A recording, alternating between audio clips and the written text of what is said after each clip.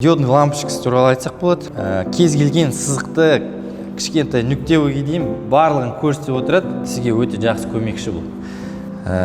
Негізі комплектацияда мынандай екі тал домалақ жұмсақ материал жүреді. Бұл шлангының екі басына салынатын нәрсе.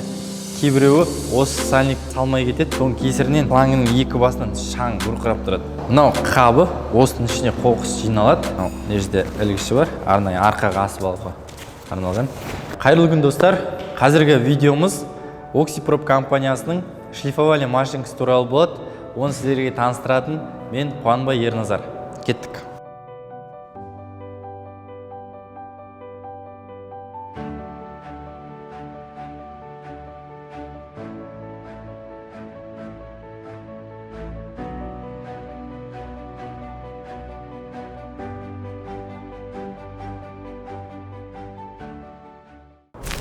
Бұл шлиф машинка туралы не айтамыз?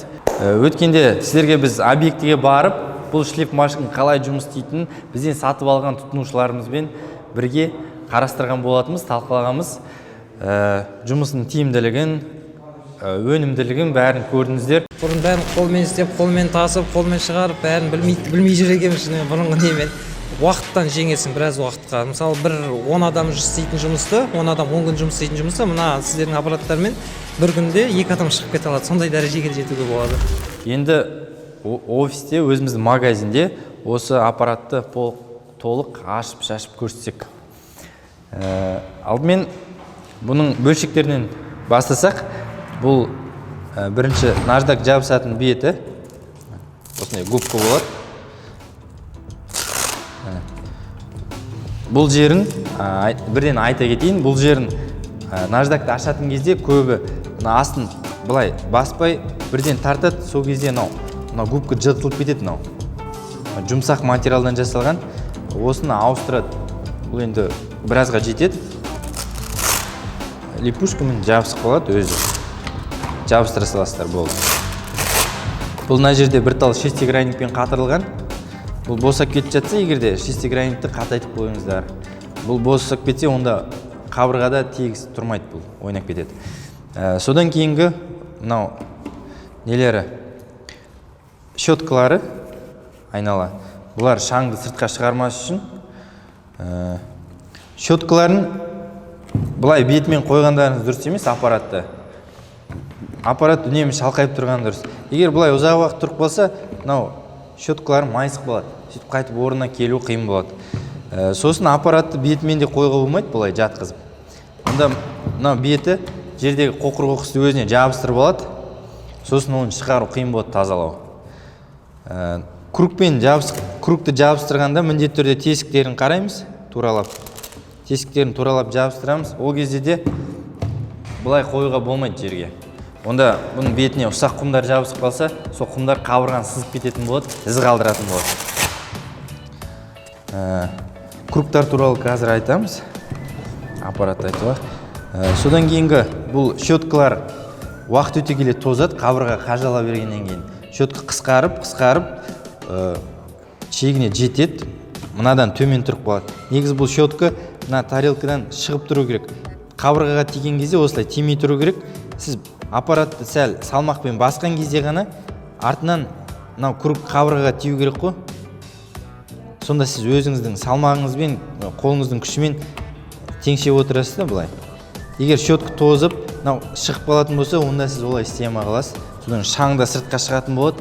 Сол үшін щетка тозған кезде міндетті түрде ауыстырып алғаныңыз дұрыс болады. Келесісі бұның диодный лампочкасы туралы айтсақ болады. Бұл өте жақсы керек нәрсе. Боковой освещение беріп тұрады. Кез келген сызықты кішкентай нүктеге дейін барлығын көрсетіп отырады. Жұмыс барысында бірден. Сізге өте жақсы көмекші бұл. Бұл лампочкасы күйіп кетіп жатса, уайымдамай қойсаңыз болады. Ол өте арзан. Так, келесі. Мынау кнопка ол лампочканы қосып өшіруге арналған. Егер шырақ керек емес болса, өшіріп қойсаңыз болады. Содан кейін мына жерінде мынандай желдеткіш сияқты бір нәрсесі орнатылған. Бұл мынау шаң сорғыштың шаң соруына көмектеседі. Егер тесікті көбірек ашық қалдырсаңыз, шаңды аз соратын болады.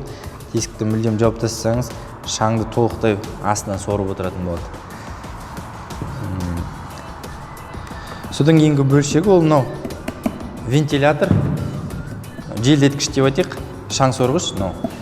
Бұл шлиф машинканың өздеріңіз білесіздер, шаң сорғышы өзінде орнатылған осы жерде. Бұның ішінде суреттегідей вентилятор орнатылған.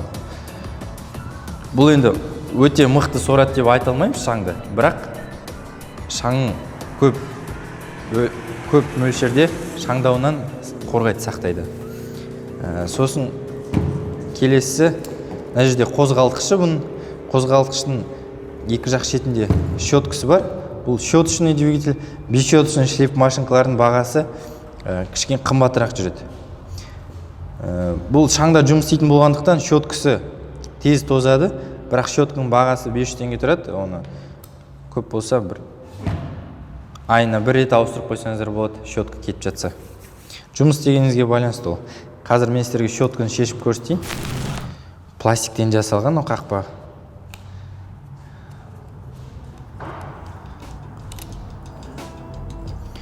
Негізі көп жағдайда деп айтпай қойын енді. Кей жағдайда осы қақпағын сындырып алады. Бұл да бізде запчасть бар, алып қойғанбыз қақпақтарында көбірек. Щеткасы мынау түрі.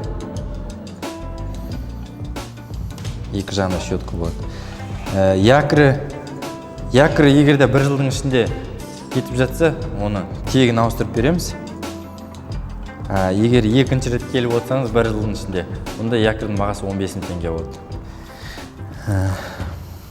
Енді келесі ол, мына бір пружинаны айта салайын, бұл не үшін тұрған? Бұл негізі төбені істеген кезде осылай бағытта ұстап тұру үшін деп айтылған. Бірақ бұны істетіп жүрген адамды мен өзім көрген жоқпын. Бұл әшейін жүреді осылай. Осы трубка арқылы вентилятор шаңды сорып, қапқа қарай айдайды. Мынау тұтқасы. Келесі. Мына жерде тұтқаны ұзартып қысқартуға болады. Мен осындай орналасқан. Осылай бөлек шешіліп алынады.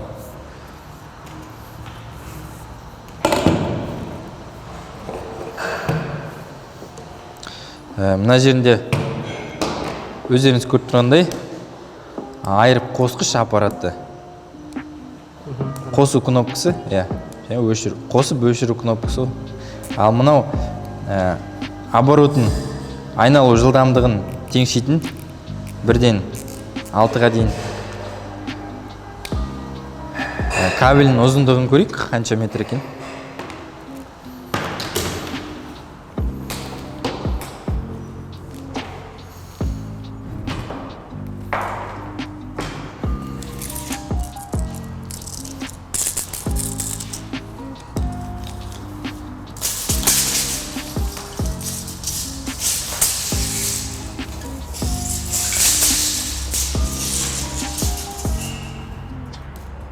Төртте 30. Кабелінің ұзындығы шнурының 4 метр 30 сантиметр екен.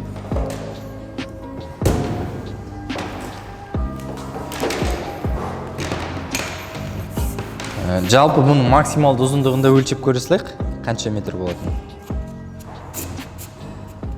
Тықтым, бекіттім. Шамамен трубадан бастап өлшеу керек қой бұны. Тұтқасын соңына дейін. 1,75 сантиметр.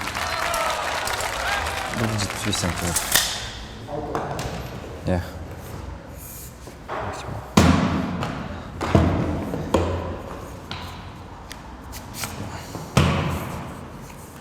Мына жерінде шешіп алайық. Шланг осылай жалғанған. Бұл жерде мынандай сальник бар, салынатын.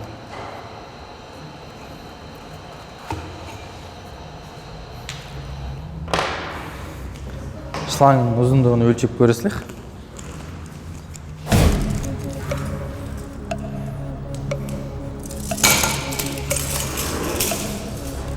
2 метр. Шланг тура 2 метр екен.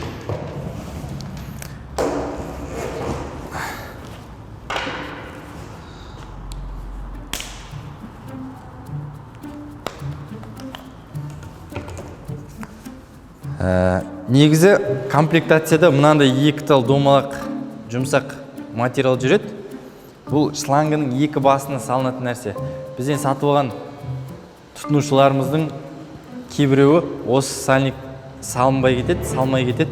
Соның кесірінен шлангының 2 басынан шаң бұрқырап тұрады. Егер сіз осы аппарат сатып алған болсаңыз, мына екеуін ұмытпай міндетті түрде салыңыз. Мынау қабы, осының ішіне қоқыс жиналады. Шаң тозаң бәрі осының ішіне жиналады. Тазалайтын кезде мына жерінен тазалайсыз, ашып. Тағы осы жерде бір айта кететіні, бұны толықтай шешіп алмаңыз. Толық шешіп тастасаңыз, қайтадан салу қиын болады. Осылай шешіп ақ шаңын төгуге болады бұны. Сосын кейін салу оңай болады қайтадан. Бұл енді лайфхак.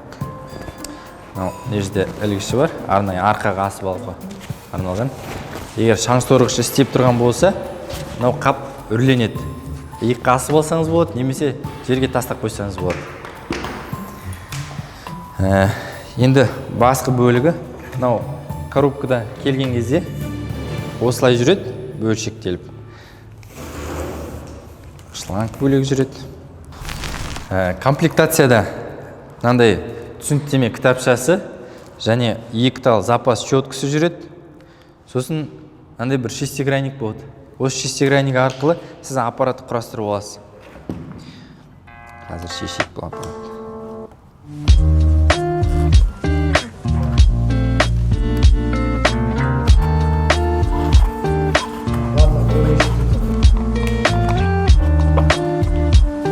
Губкасын шешіп алдық.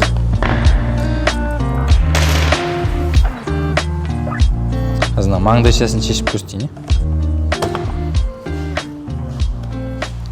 Маңдайшасы шешіліп алынады. Сол кезде жақындайды да кішкене. Маңдай шешіп алынған кезде бұл жақындайды қабырғаға, бұрышқа. Бұрыштарға максимум жақындау үшін. Өткенде 1 сантиметрде жақындайды деді ғой. Щеткасы былайынан алынады бөлек. Щеткасы тозса осылай шығарып алуға болады.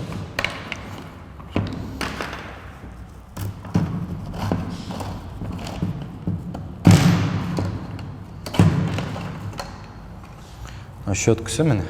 Осы щетка тозған кезде осылай бөлек сатып алып, айырбастауға болады. Маңдайшасы сынып қалса да бөлек сатылады осылай. Немесе пластигін толықтай ауыстырып алсаңыз болады. Аппараттың мойнын шешіп қойдық. Бұл коробкадан ашылғанда осылай құрастырылмаған күйде болады. Кейбір тұтынушыларымыз бұны терісінен құрастырып қойғанды көрдік. Осы жерін көріп алыңыздар дұрыстап видеодан. Шланг, шаң соратын шланг міндетті түрде жоғары жағында тұру керек. Осылаймен құрастырылады. Дұрыс құрастырылған.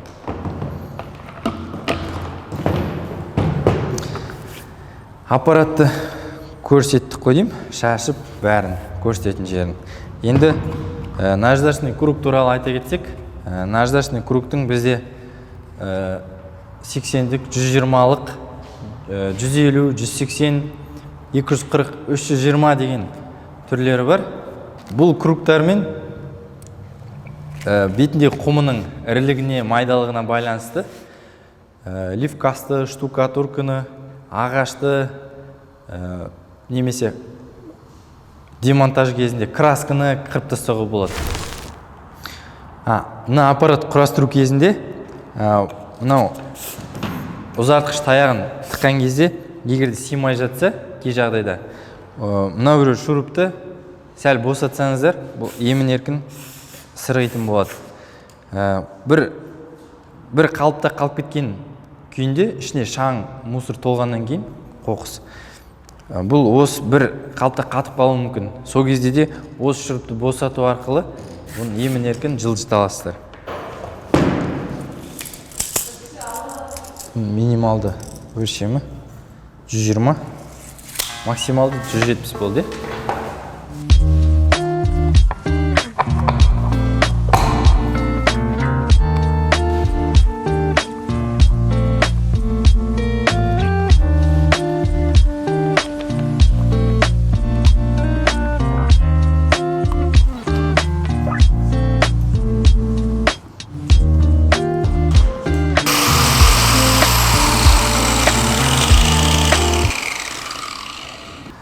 Біз шлиф машинканы негізден ашып-шашып көрсеттік. Осымен бүгінгі видеомызды аяқтайық. Бұл оншақты күрделі аппарат емес, простой. Түсініп, оқып, үйренетін жерлер жоқ. Тек бұзылып қалған жағдайда жасап беріп тұрса болғаны. Егер біздің обзорымыз, шлиф машинка туралы обзорымыз ұнаса, лайк басып кетіңіз және каналға жазылып, өз пікіріңізді қалдырыңыз. Солай қазақ тілді арнаға қолдауыңызды көрсетіңіз. Сіздермен болған мен Қуанбай Ерназар және Оксипроп компаниясы.